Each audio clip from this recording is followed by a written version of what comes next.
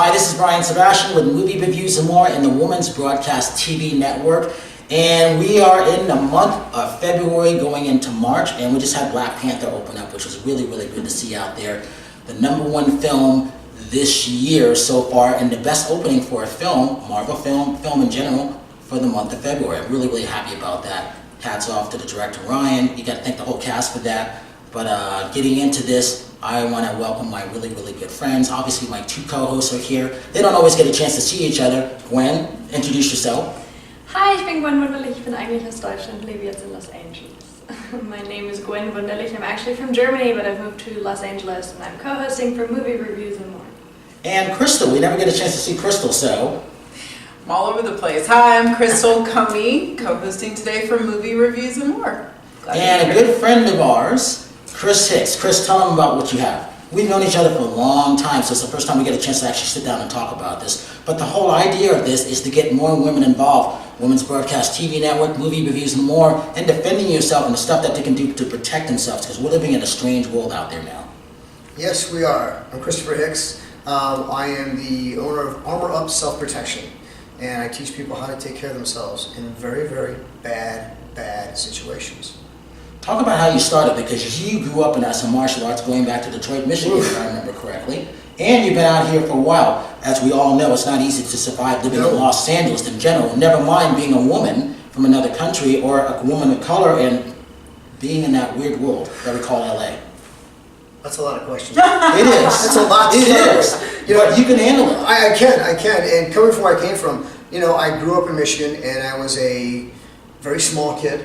I mean, I was, you know, where I am at now, I'm not big as it is now, but I'm 5'6", I weigh about 165, and I've spent pretty much my entire life, you know, getting stronger and trying to create what's here right now, and the long and short of it. And I spent about over 30 plus years training martial arts of different disciplines, different styles, different people. I've always been extremely fortunate to train with the best in the world. And, you know, people can say a lot of things. And what got me interested in martial arts was, of course, Bruce Lee, and I watched Wild Wild West when I was a kid. And, you know, being a little kid, like I tell everybody when I teach a seminar or when I'm, you know, having a class, I often remind people, you know, I got into this because I was afraid. I was a very little kid, and I never got, as a lot of my friends, got a growth spurt in high school, you know? Where, you know, I was 12 or 14 or 15, I never actually grew, and they got that nice growth spurt. And when I got to be, you know, in my 20s, you know, I was still wearing clothes from high school if I could, you know, and I was always this little kid, and I was picked on a lot. I never backed down, you know, it's that little Wolverine mentality.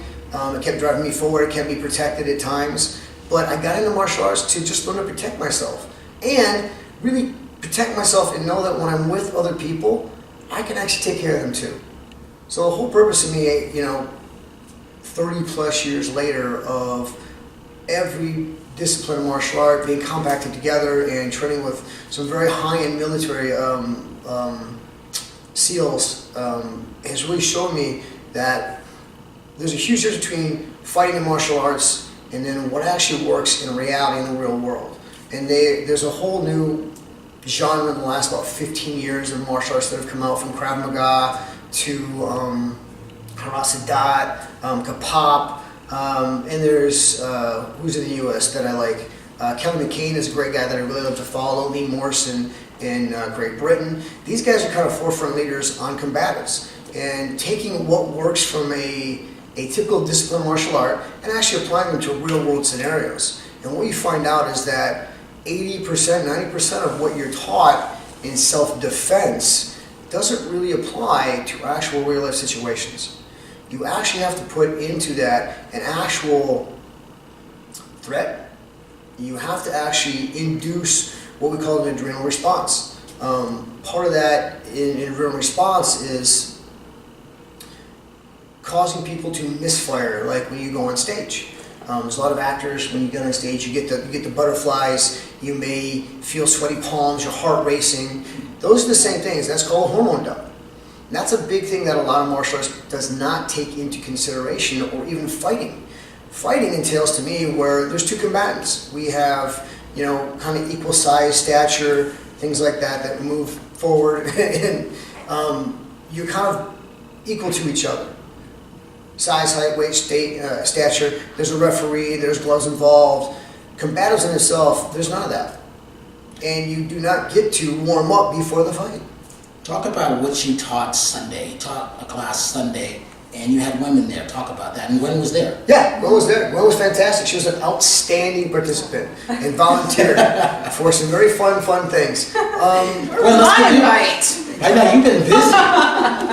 Gwenn, talk about your experience, because you weren't sure what you were going to get into. We just talked, we were talking last week about it, but talk about your experience on that. Well, I had a great experience. I mean, the last self-defense class that I took, I was 11, so it's been a while ago, and I remembered pretty much none of it. And then I came to his class, and first of all, he doesn't call it self-defense, he calls it self-protection, which I think is great. And it's a very fun class about a very serious situation, and he mixes the two really well and makes you feel very comfortable and teaches you things that make a lot of sense. You didn't think of them before, the answers are really easy, but someone has to tell you first before you kind of get the answer yourself, and then he puts you in a situation and tells you how to get out. And it's very simple, very grounded, very straightforward, and I definitely want to go back. Crystal, I was there just beyond the plexiglass. I was looking because I didn't want to interrupt the class for one, and I also wanted to see what it was like, because what I saw beyond the plexiglass was enthusiasm, and that said a lot. It's not what I wasn't hearing, it was what I was seeing. And what I was seeing is that women were involved, they were happy, and I'm like, well, this is a good class. I don't know what he's saying, but I know it's a good class. And for that, to see that kind of engaging thing, movie reviews and more, if you get a good ratings about emotional, is a good movie engaging, is it exciting? I saw those four things, and entertaining. He went up and high-fived everybody afterwards, and that's that involvement, and you don't get a chance to see that anymore, and I thought that was good. Well, sold. When's the next class? And this will be good for you, because talk about what you do. Yeah. Well, hold on. Before we do that, I just have two questions for you. Yeah. First of all, are you considered a lethal weapon? And how does that... I would say yes. How does that work? And seriously, like in law enforcement, if you were to get in a fight on the street, what happens? Well, part of the training too is one, I call it self-protection, not self-defense. Right. Because self-defense has an inherent quality of fear, meaning that in order for you to actually be defensive, something must happen to you first. Right. And over years of training, I've really found out that for the average person, you waiting for something like that guy throws a punch or that guy comes and grabs you, it's probably too late for you to actually be aware and to handle the situation. Protection is a proactive issue, and if we talk about protection, why would you protect something in the first place? It's valuable. That's valuable, right? Yeah. Uh-huh. So I really come from a place of love and care. We protect things because we love them. So that is why it's called self-protection. You have to be proactive in the moment. You can't be on your phone. We live in LA, and we know that fighting just the streets in LA, how many times you're in the car or with a friend and the person in front of you next to you's on the phone, they're driving, they're not paying attention. That's not being proactive. And road rage. And road rage and craziness. And you're asking about the lethal weapon side of things. After years of training and really being a small man, and there's many times where I was overly intense and over the top, and it took years to filter out and filter down to what is it really about. The whole point of training this way is so that ultimately I have a better moral compass in the moment. I don't do something stupid and start poking bears and causing trouble. I understand very clearly that, this situation could go sideways at any moment. Right. Therefore, the skills I teach, like I tell everybody, don't point it at me. If you go off, it's your accountability, your responsibility. Do you warn people if there is an incident where someone comes up? Do you warn them? I'm trained this way. Nope. Okay. No. So I just read an article with all of the issues with guns going on in America. Yes. I just read an article that in China, all of the police officers are actually martial artists. They're all trained, and most of them don't even carry weapons. How do you feel about that? I think it's fantastic. I think that one of the big issues we have here in the U.S. is we have a lot of people that are in law enforcement that are not trained nearly enough. And their only real response under a high-stress situation is to go for a gun. And there's a lot of ways you could de-escalate or handle that differently, and you have to really start to recognize in the moment what is a real threat. And that's the biggest part of the training, is recognizing what is a real threat, what isn't. When do I really need to use these skills? And for the most part, what I teach, because of the effectiveness of it, you're almost never going to use it. Now, the mindset you garner from it, the confidence, the ability to focus under very stressful situations, you can use that anywhere. Yeah. You know? They say they roll people up in blankets in the end there. They end up rolling, like if someone's all over the place, they end up rolling them in a blanket as part of the way to take them away. I think it's fantastic. So, yeah. Isn't that I like it crazy? too, actually. There's a lot of ways you could actually defuse a situation. You know, a person wielding a knife, I don't believe you have to shoot them. Right. But unfortunately, people don't want to use tasers. They don't want to get close. They don't want to use a mass force. But again, in my brain, I'm like, you got a shield. You got all these things on. You this accoutrement, and you know, this poor guy's out there waving a knife, being crazy, and your only solution is to shoot him. Right. I don't care. Get it in net. Get some rubber bullets. Tag me a few times with rubber bullets. You know, you can make a huge, difference in that small matter. So back to me. Okay. I live in sort of a, crazy area. There's an alley behind my house. I usually kill all the people that I see with kindness. But what's the first thing you would teach me if I said, okay, what's the first thing you teach women or just people in general? In general, the first thing I teach people is awareness skills. Really, Okay. we are conditioned to tune out a lot of natural things that, if you want a dog or you want a pet, they're keyed into. They hear sounds, they smell things, they don't ignore the obvious. Yeah. So one of the things is very Sesame Street. One of these things doesn't belong, one of these things looks like the other, one of these things doesn't belong. Right. So in your environment, it's really simple. What belongs and what doesn't? What cars belong in your street? Who belongs in your building? Little simple things like that, and unfortunately, we're again conditioned to turn a blind eye to, I don't know that person, well, I'm just going to go about my business and look at the floor, and I'm just going to, it doesn't mean you have to be confrontational, but simply just looking somebody in the eye as you walk. Yeah, I smell hi. That's it. I do that all the time. I do the same thing. I have to go over the top because I tend to be a little overly intense sometimes. So I really have to be like, hey, how you doing? How's it going on? Because other than that, people are like, well, something's wrong with you. Right. And I've been told when I'm walking that it's just one of those things where, and this is from friends of mine that are guys, and this is something as a 16, 17, 20-year-old guy that I was like, well, I knew me back then, man. I worked hard. I wanted to be noticed. I wanted this, and I didn't want people to. Can't say that. Can we curse? I know. Mess with you. I can't. I didn't want people to mess with me or mess with mine. The people I care about. The reason I do this is I'm making the world a better and safer place for me and mine. Number one.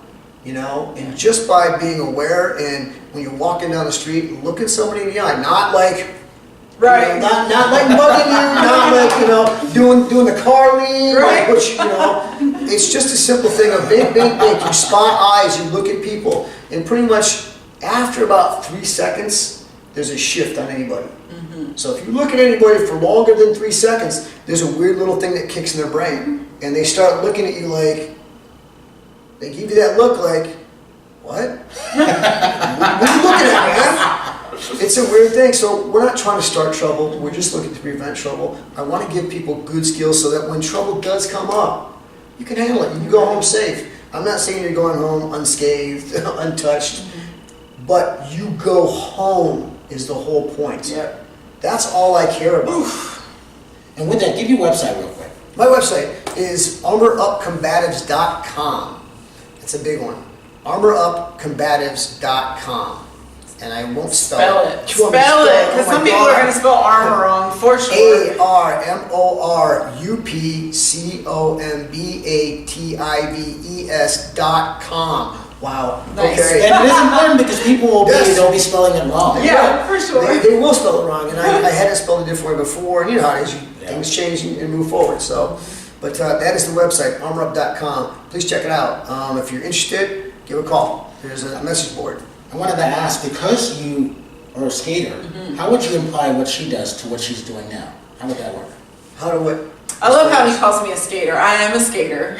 I don't get paid. I don't get paid. Yeah, but the fact that you do that But I is good, do. I've taken, I was telling him earlier that I have taken a lot of martial arts training. It's very helpful, but is there anything specific that you can, I mean, I have some things in my head already, but. You know, again, I coach athletes, I coach fighters, you know, and I coach everybody from the young to the old, and from the not so fantastic or coordinated or agile to people that are extremely high-end gifted athletes. You know, across the board, the biggest thing you have to do is focus on a target. And that is the one thing that the training teaches you, because it's coupled with a system called Bukido. And Bukido was my mentor's system. And Bukido, B-U-K-I-D-O, was actually registered with the U.S. Patent Office as a philosophy of performance. Yeah. So we're taking the mindset of combatives, and we're using that as how do I want to say that? I usually say it differently. We're using combatives as a metaphor for your life. We're taking a very, very intense situation that may take 30 seconds. A lot happens in 30 seconds. We're talking about a deadly life encounter. Okay. And we're asking you to focus through that. Now we're going to take something that may take 5 seconds, 10 seconds, and we're going to stretch that out to 30 seconds to a minute now. And Gwenn got you got a good concept of that, right? Mm-hmm. So when you guys were moving, what was the one thing that you were doing always with your mouth? Do you remember? How were you saying very it? slowly, very, very slowly. So it's like the slower you do it, the better it is. That's right. To train. So again, targets are everything. So if we're going for the nose, you're going to say nose. Mm-hmm. That allows your brain to focus on it. That allows you to keep breathing because your mouth is moving and you're exhaling and breathing in when you talk. Let's go with it. Forget about that. And you're always on the target. That's what matters most, is being focused on the target. Nothing else matters. But in the moment between my palm touching your nose, the target and the weapon, there's a whole world of inner dialogue that will come up. Am I doing it right? Am I right on target? Oh my God, if I get this wrong, I could die. Oh my God, even just a simple acknowledgement of, it shows in your body, it shows in your confidence, it shows in how you move. I was going to say, because on the ice, my target's moving. Is it really moving? But I'll ask you, is your target really, because your target can be movement. Mm-hmm. Okay. But, does that make sense? Mm-hmm. So not only is your target an actual physical thing, but you could be targeting something as far as your mechanical motion to better improve that. Now on ice, I'm not that great of a skater, so I don't know all the terms. But again, as you're doing a spin, where your arms go, how do you move in that moment? What are you thinking about? Right. And if you're thinking about that guy over there, I saw this, that, and this, that 1 nanosecond of derailment will cost you. Oh boy. Yeah. So again, taking something that is extremely serious, a life and death encounter, and we're taking something that may take 5 to 10 seconds of you taking somebody out and going home safe, well, we're going to stretch that 5 to 10 seconds out to maybe 30 seconds to a minute. And simply by saying nose, your body will move slow. It is impossible for you to breathe slow and move explosively and quickly fast. So think about sprinting. Everybody here has run for their life or sprinted very hard at some point. When you do that, you're not like,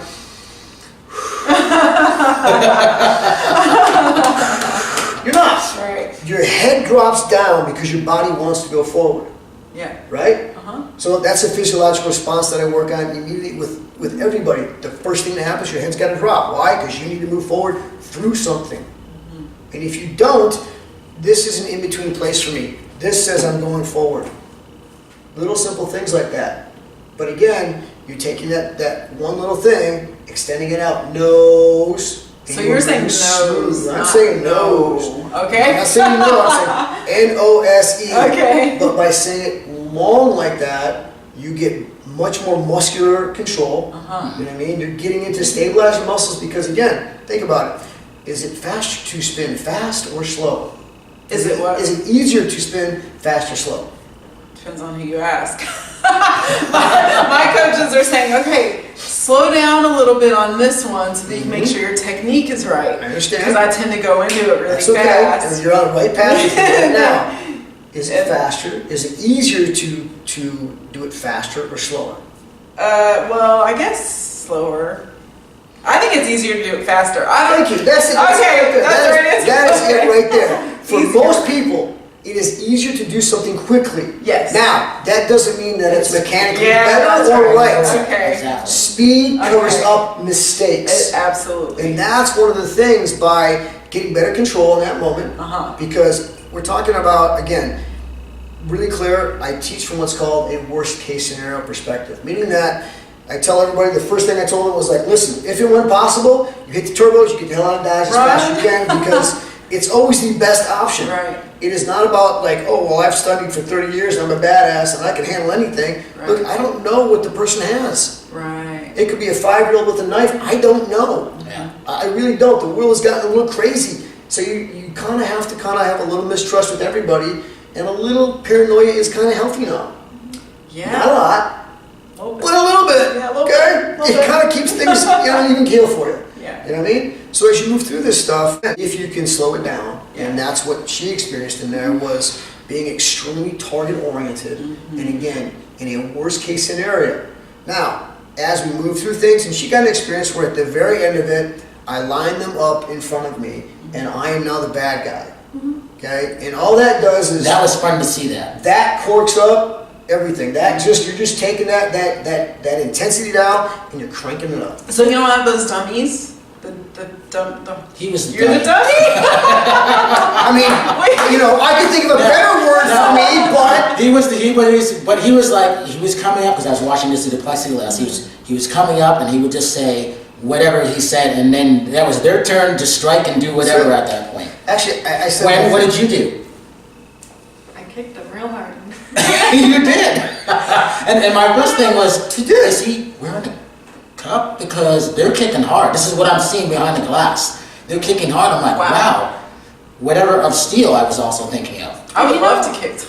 But what's interesting is like that it's not actually easy to kick someone real hard, because you have all these things of like don't hurt another person, like be gentle, like that's what we grow up with, and that's really something like I could, like I don't know, like he's like he even told me like next time go harder, and I'm like, wow, dang, okay. So there's definitely like I think that thing you need to overcome of like being scared of hurting someone, because like in that situation, like trusting him when he says I can take it, and in that situation, I mean you got it, so if you're A sigh of relief. timid. Well, I got punched. My little boxing trainer that I was working with, he's always like, hold the phone.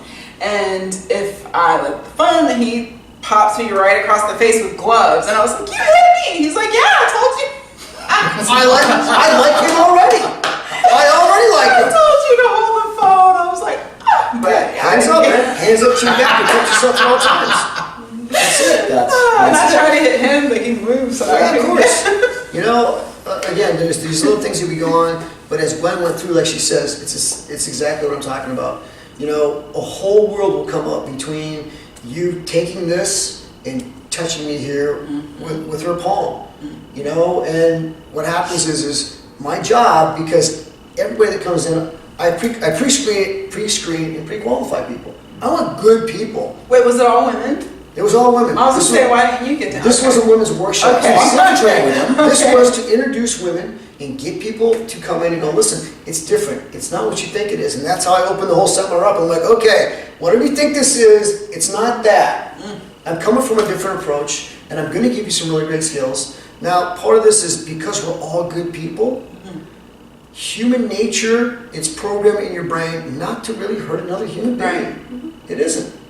So we've got to set it up in your brain to make it's the same thing when we train our military. We take young guys, we put them through military training, and we teach them, you know what, you're going to kill somebody. You're going to kill them straight out. Now, there is a very, very fine line of when and where and how that is acceptable.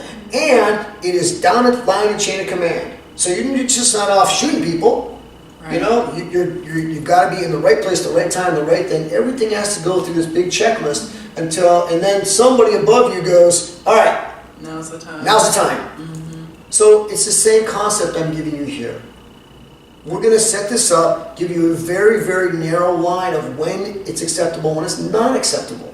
And once you start to learn that, and once you start to trust your body, trust your instincts, and trust the people you're working with, it becomes quite natural. So when's the next workshop? When can I come? We're setting one up right now. We just finished this one last weekend. I haven't quite sorted through all of that yet. So, Alright. but within, I think we're looking at April's for another one. Okay. And then we'll be doing shortly, just after that, I think we're going to do a whole seminar day where we'll put on a 6 to 8 hour workshop. Nice. You know, and that will be a hardcore, hard hitting. We'll get very, very deep. You will work very, very hard. Count you me know? in. And at the end of it, like I tell everybody, I'll bring a team of my guys in. And these are guys that have trained with me over the years that I trust with my life. So I put great trust in them to take care of you. But these guys will come in and put their bodies on the line for the women. And that's why I love them. They come in and they will let you punch them, kick them in the groin, beat them in the face. They will wear padding. They will pad up. Now some of the times, I hate doing the old like model muggers thing where you put on the giant helmet and the bib overalls. I don't like that. I have what's called a fist suit, which is a very high-end tactical suit that you can use about 80% of your body weight on. And it's kind of a bigger, you know, Michelin Man looking thing. It's fantastic. Nice. And everybody gets scared of that. But I really like patting it down where I am wearing a very thin layer of armor. Elbow pads, I got a special helmet I've made. And that's the one thing where that is your graduation. So no matter what you do, no matter what you do at the end of it, man, you're going to have to go through me to get out the door to go home. Ooh. That's good. I like Real it. quick, Gwenn, give your website. My website? Yep. It's gwennwunderlich.com. And Chris, yours again? ArmorUpCombatives.com. You can even spell it for him one more time. Oh my God. Just tweaking the spelling in the English with the dude. ArmorUpCombatives.com. ArmorUpCombatives.com. Crystal? CrystalConey.com. CrystalConey. CrystalConey, like ConeyIsland.com. And quickly, we've got about a minute left. What are you doing? You're on stage. Oh yes, I just completed. You know, yes. She forgot that she's in a play. It's finished for now in LA. It's called Changes. It's a musical. We're actually going to Houston. So if anyone's watching in Houston, March 3rd, we will be there. I don't know the name of the theater right now, but the information will be on my website or my Facebook page, Crystal Coney. Almost, but not really. That's my Facebook page. But it's called Changes, the musical. It's really great, featuring great singer Andre Peachtree and Trisha Mann Grant. It was a really fun experience, actually, yeah. So. And with that, I'm Brian Sebastian. You've been watching Movie Reviews and More on the Women's Broadcast TV channel and TV network, and we will see you next time with more surprise guests. We'll see you next week. Bye. Bye.